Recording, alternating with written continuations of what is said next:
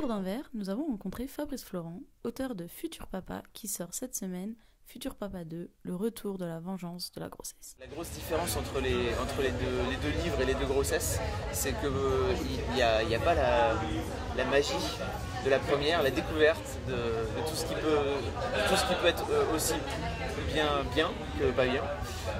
Et de ce fait-là, voilà, il y a une sorte de déjà-vu, mais en même temps c'est pareil mais c'est pas pareil parce qu'effectivement ma femme a eu quelques soucis de santé, elle a dû rester alitée à partir de 6 mois et comme c'est une hyperactive totale et que c'est une grande malade, elle couche tout le temps, ça lui a fait bizarre et de ce fait-là voilà, la grossesse a été un peu teintée négativement par ça.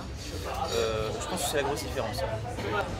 Un secret pour aider à ne pas craquer, je pense qu'il faut réussir à se garder une vie à côté, de continuer à avoir ses potes, de continuer à avoir une vie de loisir. C'est d'être capable de, venir bien regarder comment elle agit, parce que c'est une période un peu bizarre, autant pour nous les pères que pour les mères aussi. Et puis deux, être capable de venir lui dire aussi ce qui nous fait un peu flipper. Alors ça c'est pas facile pour un mec, tu sais, une sorte de pudeur, viril, tout ça, masculine, il faut regarder pour soi les choses. Et moi j'ai pas été comme ça quand j'ai eu 2-3 trucs qui m'ont fait flipper, notamment ce qui allait se passer après. Et en fait je lui ai tout de suite dit un petit peu ce qui me faisait flipper, que par exemple moi il y avait un truc qui était super important pour moi, c'est que ça me dérangeait pas, au contraire j'étais très contente qu'elle devienne la mère de mon premier enfant. Mais en fait je voulais surtout pas qu'elle devienne qu'une mère et que je voulais qu'elle reste ma femme et mon amante aussi. Et ça très vite en fait je lui ai dit et ça nous a permis de partir sur des bonnes bases aussi bien pendant la grossesse qu'après aussi. Le après aussi c'est quelque chose. Hein. On se dit voilà c'est bon, enfin mon enfant est arrivé, mais non en fait. Le vrai problème, la vraie vie elle commence là maintenant quoi. Hein. Et je pense que les premiers jours sont très importants, surtout en tant que père pour trouver sa place, parce qu'on peut très vite se retrouver, surtout avoir envie de préserver la relation de la maman avec son fils, etc. Alors surtout si elle allait, c'est d'autant plus fusionnel. Et je pense que c'est super important de réussir à trouver sa place et de dire aussi, c'est toujours pareil, de dire à sa femme qu'on a envie de jouer un rôle là-dedans si on a envie, hein, parce qu'effectivement, changer des couches, etc., c'est pas forcément ce qui est le plus rigolo.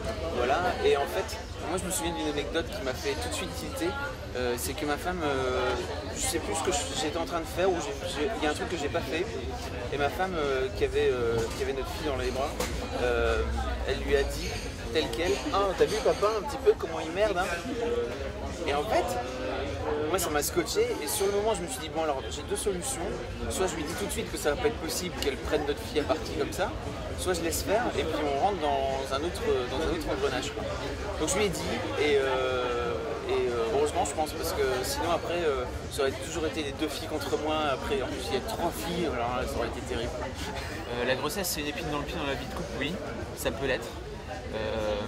Parce qu'effectivement, comme il y a plein de choses qui sont en train qui se passent, il y a plein de changements. Et alors notamment cette histoire d'être alité, à un moment donné pour ma femme c'était très difficile à gérer pour elle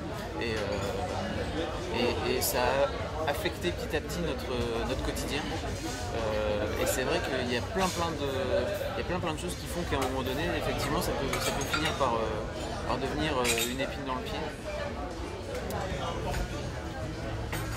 Des tas de petits trucs anodins au quotidien, mais qui font qu'à la fin ça finit par devenir très gonflant. Et je pense que, encore une fois, pour faire en sorte de contrer ça, il faut toujours avoir un minimum de recul sur ce qui est en train de se passer, et puis d'être capable de venir dire attends là, on est en train de merder, je vais t'expliquer, on va reprendre tout à zéro.